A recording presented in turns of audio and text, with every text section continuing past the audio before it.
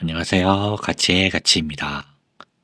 오늘은 끌어당김의 법칙과는 다소 상반되지만 그 결을 같이 하고 있는 내 맡김에 대해서 이야기해 보려고 합니다. 과연 내 맡김이란 무엇인지, 내 맡김은 일상생활에서 어떻게 활용할 수 있는지 낱낱이 알려드리겠습니다. 그럼 바로 시작할게요. 일단 내 맡김의 개념에 대해 알아보겠습니다. 내맡김은 자신의 의지나 행동을 더 이상 통제하려 하지 않고 어떤 상황이나 힘에 자신을 맡기는 것을 의미합니다. 이는 다양한 맥락에서 사용될 수 있으며 다음과 같은 상황에서 주로 언급됩니다. 심리적, 정신적 맥락. 자신의 고민이나 어려움을 더 이상 혼자 해결하려 하지 않고 믿을 수 있는 사람, 공동체, 또는 초월적인 존재, 즉 신앙에게 맡기는 것을 뜻합니다. 이는 스트레스 해소나 심리적 안정감을 얻기 위한 방법으로 사용됩니다. 예를 들면 힘든 일을 신에게 내맡기며 마음의 평안을 찾았습니다. 라는 게 있을 수 있습니다. 다음은 영적, 종교적 맥락이 있습니다. 종교적으로는 자신의 삶과 운명을 신의 뜻이나 섭리에 맡기는 태도를 의미합니다. 이는 겸손과 신뢰의 표현으로 해석될 수 있습니다. 예를 들면 모든 것을 신의 뜻에 내맡기고 살아가겠습니다. 와 같을 수 있습니다. 다음, 일상적 맥락이 있습니다. 자신의 책임이나 결정을 다른 사람에게 위임하거나 맡기는 행동을 말합니다.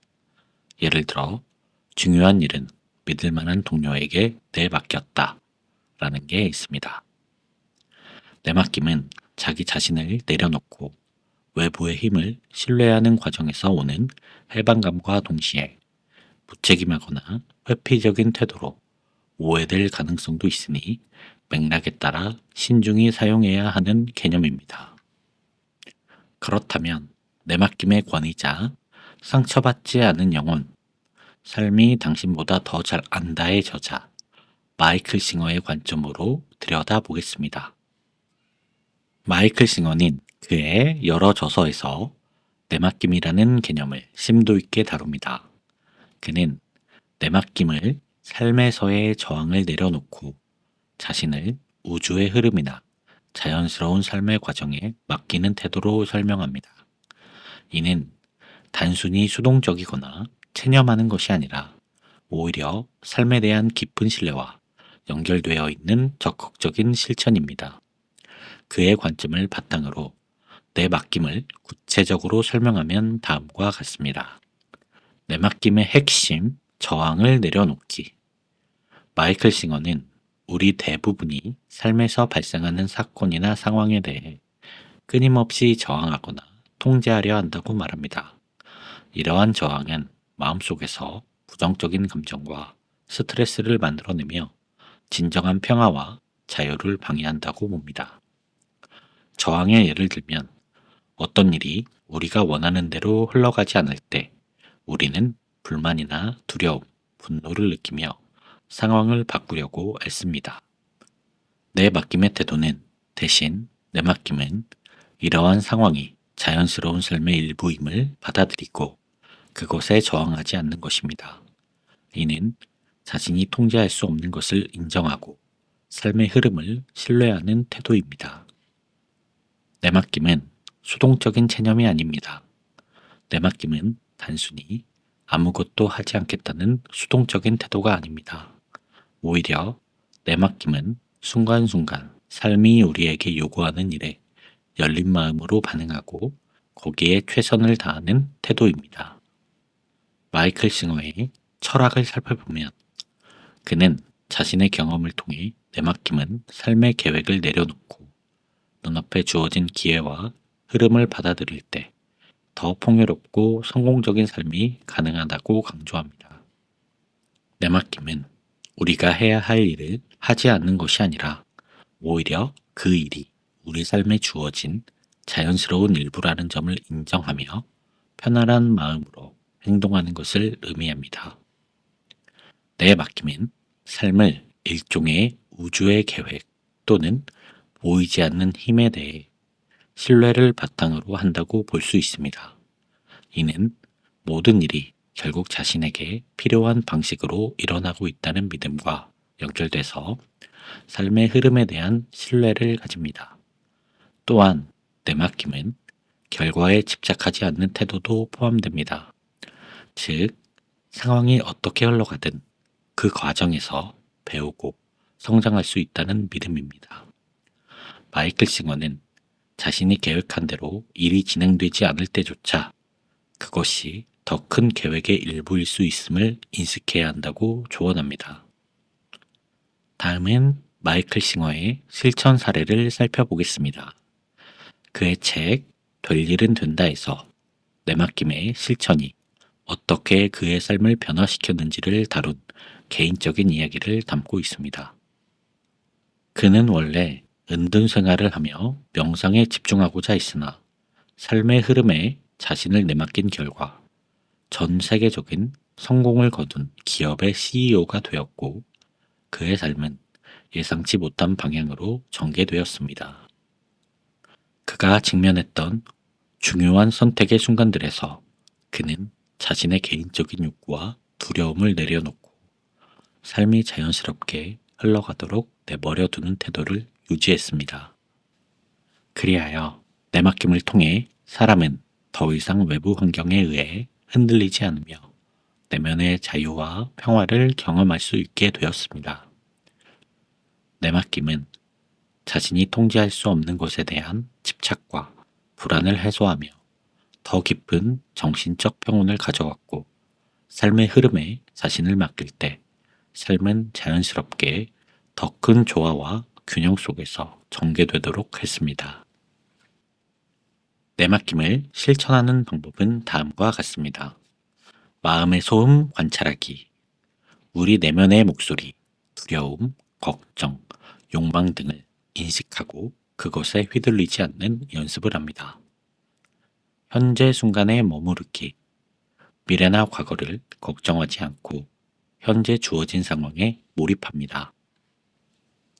결과에 집착하지 않기, 어떤 일이 일어나더라도 그것을 판단하거나 통제하려 하지 말고 결과를 열린 마음으로 받아들입니다. 명상과 자기 성찰, 마이클 싱어는 내맡김을 연습하는데 명상이 강력한 도구가 될 수 있음을 강조합니다. 마이클 싱어의 관점에서 내맡김은 삶의 자연스러운 흐름에 자신을 조화롭게 맞추는 태도로 이를 통해 진정한 자유와 평화를 경험할 수 있다고 합니다. 이는 단순히 삶을 방치하거나 체념하는 것이 아니라 매 순간 삶이 제공하는 기회에 열린 마음으로 반응하며 결과에 대한 집착을 내려놓는 태도입니다. 그의 철학은 내맡김이 삶의 근본적인 변화를 이끌어낼 수 있는 강력한 실천임을 보여줍니다. 그렇다면 내맡김과 끌어당김의 법칙에는 어떤 차이점과 공통점이 있는지도 알아보겠습니다. 내맡김과 끌어당김의 법칙은 모두 삶의 태도와 관련된 개념이지만 각각의 원리와 접근 방식은 다릅니다. 두 개념은 공통점과 차이점을 통해 서로 보완적이거나 상호 대비되는 방식으로 작용할 수 있습니다. 일단 공통점은 두 개념 모두 삶에 대한 신뢰를 바탕으로 합니다. 내맡김은 삶의 자연스러운 흐름과 우주의 섭리에 자신을 맡기는 것이고 끌어당김의 법칙은 긍정적인 사고와 믿음이 원하는 결과를 끌어온다는 것입니다. 이에 따라 삶에 대한 신뢰와 긍정적인 태도를 갖는다는 점에서 결이 같다고 볼 수 있습니다. 또한 두 개념 모두 외부 환경보다 내면의 상태를 중요하게 여깁니다. 내맡김은 내면의 저항을 내려놓고 평화를 유지하는 데 초점을 두고 끌어당김의 법칙은 원하는 결과를 상상하며 긍정적인 감정을 유지합니다. 그리고 우주의 에너지나 삶의 흐름이 중요한 역할을 한다고 믿습니다. 내맡김은 자연의 흐름과 우주의 계획이 최선의 결과를 가져온다고 믿습니다. 끌어당김의 법칙은 우리가 방출하는 에너지가 같은 진동의 결과를 끌어온다고 보게 됩니다. 두 개념 모두 우리의 마음과 생각이 현실에 강력한 영향을 미친다고 주장하는 부분이 공통점이라고 볼 수 있겠습니다. 그렇다면 차이점은 어떤 게 있을까요? 첫째로 초점의 차이가 있습니다. 내맡김은 결과에 집착하지 않고 현재 순간에 자신을 맡깁니다. 어떤 일이 일어나든 그것이 최선임을 받아들입니다. 핵심은 모든 것은 완벽한 시기에 일어난다 라고 믿는 것입니다. 반면 끌어당김의 법칙은 특정한 결과나 목표를 명확히 상상하고 그 목표를 이루기 위해 긍정적인 에너지를 방출합니다. 핵심은 내가 원하는 것을 우주가 제공한다 입니다.